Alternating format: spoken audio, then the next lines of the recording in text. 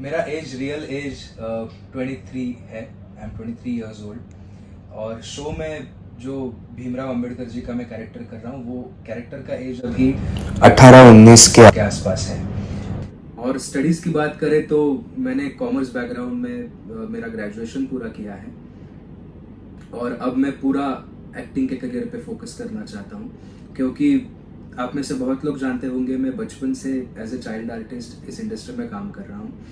लेकिन हमेशा मेरा और मेरे पेरेंट्स का ये कहना था कि अपनी हॉबी और अपनी स्टडीज़ ये दोनों पैरेलल चलनी चाहिए।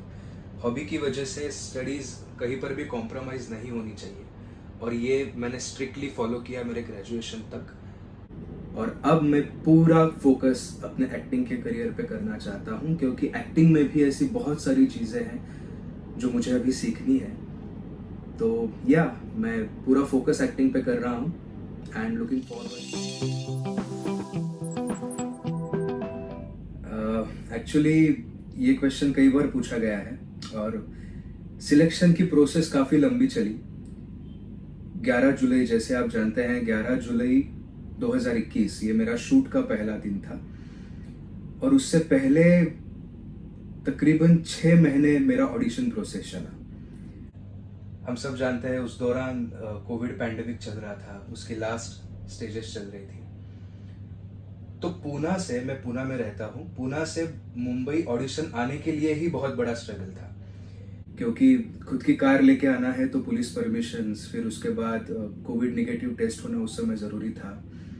और ये सब करने के बाद 4-5 बार मैं ऑडिशन देके गया। फिर उसके बाद कुछ रिवर्ट आया नहीं, तो मैंने इंतज़ार किया। फिर 2 महीने बाद फिर से बुलावा आ गया, तो फिर आ गया और फिर से मैंने ऑडिशन दी। एंड देन उसके बाद मुझे लुक टेस्ट के लिए कॉल आया प्रोडक्शन की तरफ से। तो मैंने लुक टेस्ट किया कॉस्ट्यूम्स के साथ, मेकअप के साथ, और वो लुक टेस्ट भी कई बार हुई। तो जब मैं फाइनली सिलेक्ट हो गया इस रोल के लिए, तब मुझे पता चला कि 6 महीने के दौरान इन लोगों ने तकरीबन 500 से 600 लोगों की ऑडिशन ली थी डॉक्टर भीमराव अंबेडकर जी के कैरेक्टर के लिए। और हम भी समझ सकते हैं कि ये कैरेक्टर अपने आप में इतना आइकॉनिक है, इतना बड़ा है, कि परफेक्ट कास्ट उसके लिए ढूंढना प्रोडक्शन के लिए, चैनल के लिए बहुत ज़रूरी था। और मैंने सच में बहुत मेहनत की थी ऑडिशन के दौरान, लुक टेस्ट के दौरान, and the result is here. मैं अभी 2 साल आज कंप्लीट हो रहे हैं इस शो को मेरे करते हुए। वैसे शो को तो 4 साल हो गए हैं, लेकिन मैं खुद ये शो अभी 2 साल से कर रहा हूँ और आगे भी करता रहूँगा।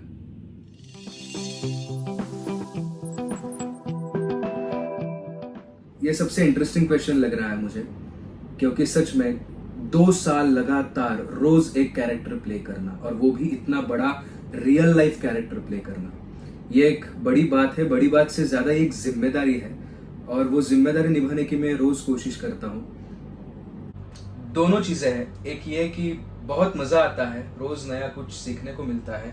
सेम कैरेक्टर में रहकर आप एक्सप्लोर कर सकते हो चीजें, कि ये सीन, ये जो भी पार्ट है, ये अगर सच में बाबा साहब के लाइफ में उस समय हुआ होगा तो उन्होंने कैसे रिएक्ट किया होगा, और ठीक वैसे ही मैं रिएक्ट करने की कोशिश करता हूँ।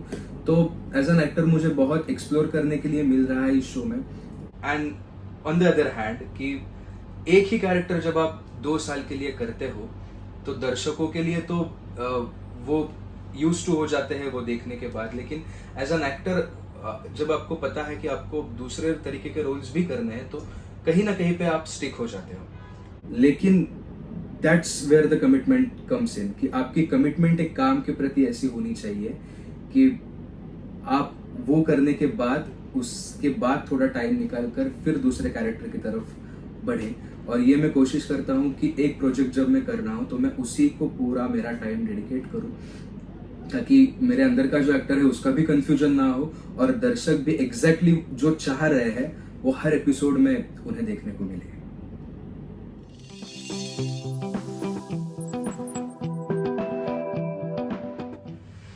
सच कहूँ तो इस शो से ऑडियंस का जो प्यार मिला है वो आज तक कभी नहीं मिला।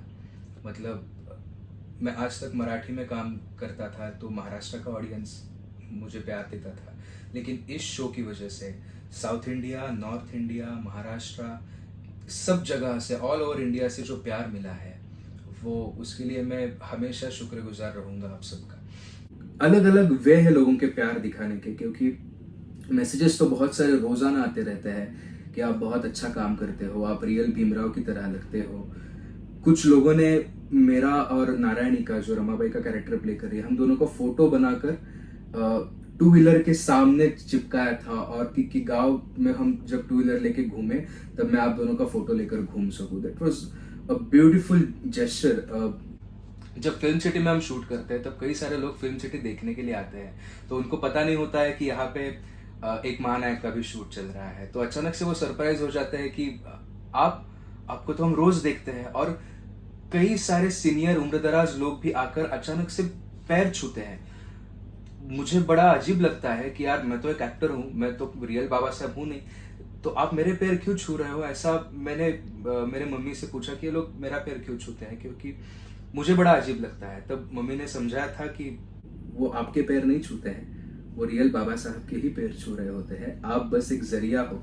जैसे एक मूर्ति होती है ना, तो मूर्ति के पैर छूने के बाद वो बाबा साहब के प्रति रिस्पेक्ट जताना चाहते हैं, तो आप एक मूर्ति की तरह हो, आप एक जरिया हो जो बाबा साहब के विचार उन तक पहुंचा रहे हो, और इसलिए वो आपके पैर छू रहे हैं। तो we have got such a wonderful audience for this show, and the audience is very constant. मतलब जो पहले दिन मुझे मैसेज करता था, वो इंसान आज भी 2 साल के बाद मुझे मैसेज करता है कि मैंने आज आपका एपिसोड देखा। So it's an honor for all of us, and it's such a beautiful thing, and we are very proud that we have got such audience.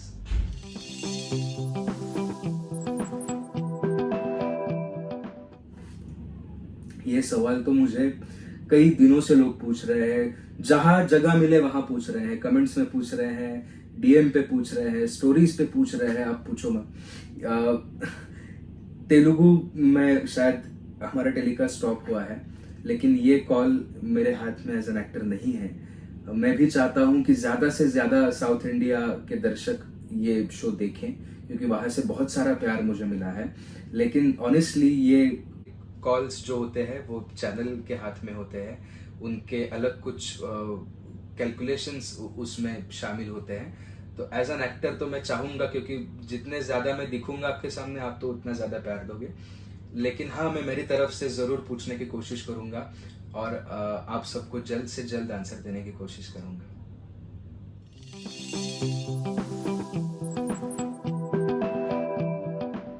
Toughest scene मैं आप सबको बताना चाहूंगा, शायद चौथे या पांचवे ही एपिसोड में जब मेरी एंट्री हुई, उसके बाद एक सीन था कि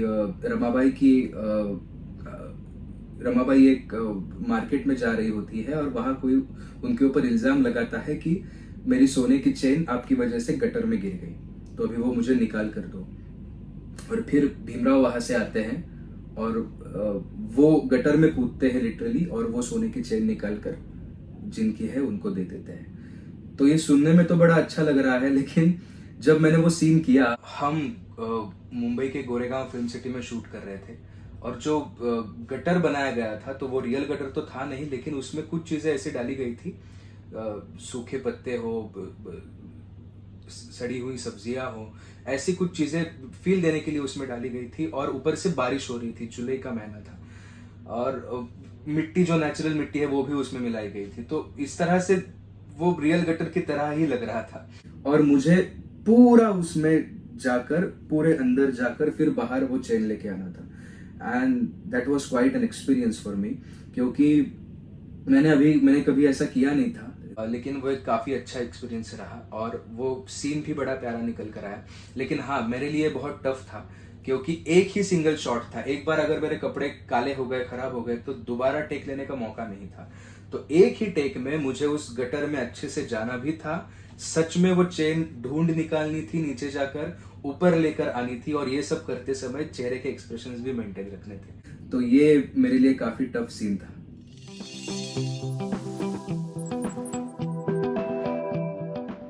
डेली सोप एक ऐसा माध्यम है एंटरटेनमेंट का कि जो रोज आपके सामने आता है। जैसे फिल्म्स आप जाकर देखते हैं, फोन पे देखते हैं, लेकिन वो 3 घंटे के लिए लिमिटेड होता है। जैसे एक वेब सीरीज भी स्टार्ट टू एंड, लेकिन डेली सोप स्टार्ट तो होती है लेकिन एंड कहाँ होती है ये किसी को नहीं पता होता, ना एक्टरों को भी नहीं पता होता कई बार। इसलिए डेली सोप में काम करना सिर्फ एक्टरों के लिए नहीं, पूरे यूनिट के लिए, चाहे वो डायरेक्टर्स हो, चाहे वो प्रोड्यूसर्स हो, चाहे वो प्रोडक्शन टीम हो, मेकअप आर्टिस्ट हो, सब जितने भी लोग इससे जुड़े हैं सबके लिए मोस्ट डिफिकल्ट मीडियम है काम करने के हिसाब से मैं कह रहा हूँ, क्योंकि आपको दिन के 12-13 घंटे काम करने हैं और महीने में आपको 3 से 4 छुट्टियां मिलती है।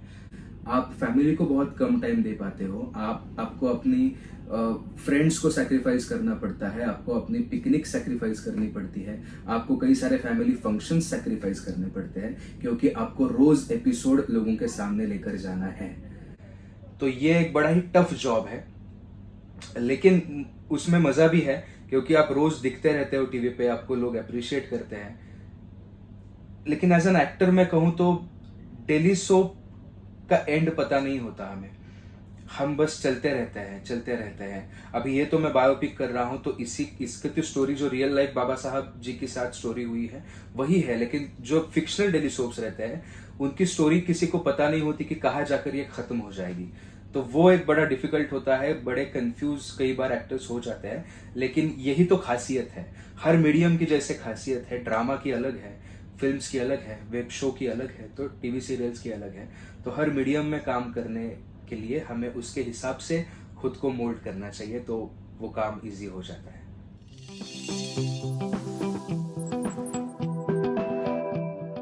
एक्चुअली डॉक्टर बाबा साहब अम्बेडकर, ये नाम ही इतना बड़ा है, उनका काम ही इतना बड़ा है कि ये शो करने से पहले भी जो मैंने स्कूल में उनके बारे में पढ़ा था, जो मैंने बाकी जगहों से उनके बारे में सुना था, किताबों में पढ़ा था, ये सब पढ़ के सुन के हम बहुत सारी चीज़ें उनसे लेते हैं एज अ कॉमन मैन, इस देश के नागरिक होने के तौर पर। तो कई सारी चीज़ें हैं जो हम जानते हैं कि उन्होंने एजुकेशन के लिए बहुत सारा काम किया, उन्होंने संघर्ष किया, उन्होंने अपने देश का संविधान बनाया, ये सारी चीज़ें तो है ही।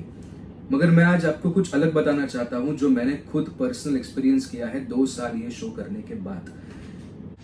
क्योंकि आजकल अथर्व का रूटीन ही ये है कि सुबह उठना है, 1-2 घंटे में फ्रेश होना है, सेट के लिए निकलना है, और जैसे ही सेट पे मैं पहुंचता हूं उसके बाद 12 घंटे का जो मेरा काम है, उस 12 घंटों में मैं पूरा भीमराव बन चुका होता हूं। तो maximum time of my day मैं भीमराव रहता हूं, और ये मैं 2 साल से कर रहा हूं। तो ये करने के बाद, एक एक सीन करने के बाद, एक एक एपिसोड करने के बाद मैंने बहुत सारी चीज़ें सीखी है। उसमें से सबसे बड़ी चीज़ मुझे ये लगती है कि हम छोटी छोटी चीज़ों से डर जाते हैं, और बाबा साहब उस वक्त उनके साथ जो कुछ भी घटना है घटी। आज तो हमारा ये ज़माना है सोशल मीडिया का कि हमारे साथ कुछ भी हो रहा हो तो हम सोशल मीडिया पे वोकल हो सकते हैं, हम अन्याय के बारे में लोगों को बता सकते हैं, न्याय मिला सकते हैं। लेकिन वो ज़माना ऐसा था कि किसी की सुनी नहीं जाती थी, और उस ज़माने में बाबा साहब न्याय पर विश्वास रखते थे, कानून पर विश्वास रखते थे। और हमारा आज भी कोई भी एपिसोड आप निकाल कर देखोगे तो उस एपिसोड में न्याय और कानून, ये 2 शब्द होते ही होते हैं। तो रियल लाइफ में मैंने ये सीखा है कि हमें भी इस देश के नागरिक होने के तौर पर पूरा भरोसा कानून पर रखना चाहिए। एक छोटा सा एग्जाम्पल देता हूँ। कभी भी मैंने बहुत सारे लोगों को देखा है जब गाड़ी चलाते हैं और अचानक से पुलिस सामने आ जाते हैं तो वो डर जाते हैं कि बाप रे पुलिस आ गया। मुझे ये समझता नहीं है कि पुलिस ये डरने की बात नहीं है। पुलिस हमारे सुरक्षा के लिए होती है। पुलिस देखने के बाद हमें सेफ महसूस होना चाहिए। अगर मैंने सीट बेल्ट पहना है, अगर मेरी रफ्तार सही है, तो मुझे पुलिस से डरने की कोई आवश्यकता नहीं है। अगर मैंने कुछ गलत किया है तो जरूर मैं पुलिस से डरूंगा। तो ये शो करने के बाद आज जब भी मुझे कोई डराने की कोशिश करता है या जब भी मुझे कभी अनसेफ महसूस होता है तो मुझे ऐसा लगता है कि सबसे सेफ जगह मेरे लिए कोई है तो वो पुलिस स्टेशन है, अगर मैंने कुछ गलत नहीं किया है तो। और ये कॉन्फिडेंस मुझे मिला है इस शो के बाद कि पुलिस से डरना नहीं चाहिए, कानून से डरना नहीं चाहिए। हम अगर सही कर रहे हैं तो कानून हमेशा सुरक्षा ही करेगा।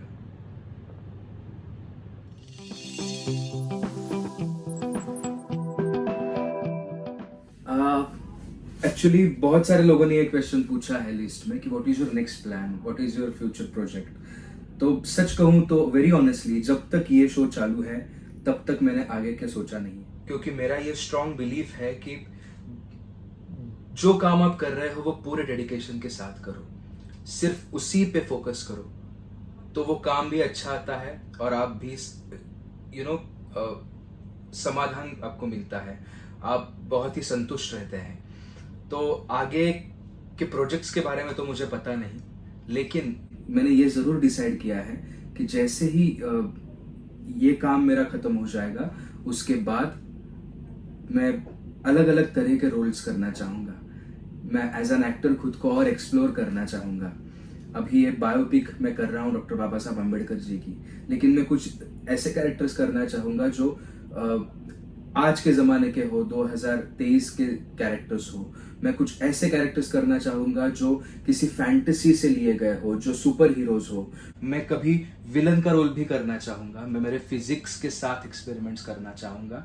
मैं मेरे एक्टिंग के साथ एक्सपेरिमेंट्स करना चाहूँगा। तो कुल मिलाकर मैं खुद को एक्सप्लोर करना चाहता हूँ एज एन एक्टर कि मैं कैसे रोल कर सकता हूँ, कितने तरह के रोल में सूट होता हूँ और लोग मुझे किस तरह से अप्रिशिएट करते हैं। सो या that was my question and answer round. वैसे बहुत सारे क्वेश्चंस आए थे, लेकिन जो रिपीट हुए थे वो और जो मुझे अच्छे लगे वो क्वेश्चंस मैंने चुने और इस वीडियो में शामिल करने की कोशिश की। एंड आई एम श्योर कि आपको ये वीडियो ज़रूर अच्छा लगा होगा, तो और भी फॉरवर्ड कीजिएगा, लोगों तक पहुंचाइएगा। एंड यस, मैं ये फिर एक बार करना चाहता हूँ, आप मुझे क्वेश्चंस पूछते रहिएगा और जैसे ही मुझे थोड़ा फ्री टाइम मिलेगा मैं और एक वीडियो बनाकर आपके सामने ज़रूर आना चाहूँगा। थैंक यू सो मच और देखते रहिएगा हमारा शो एक महानायक doctor BR Ambedkar and TV पर सोमवार से शुक्रवार रात 8:30 बजे। Thank you.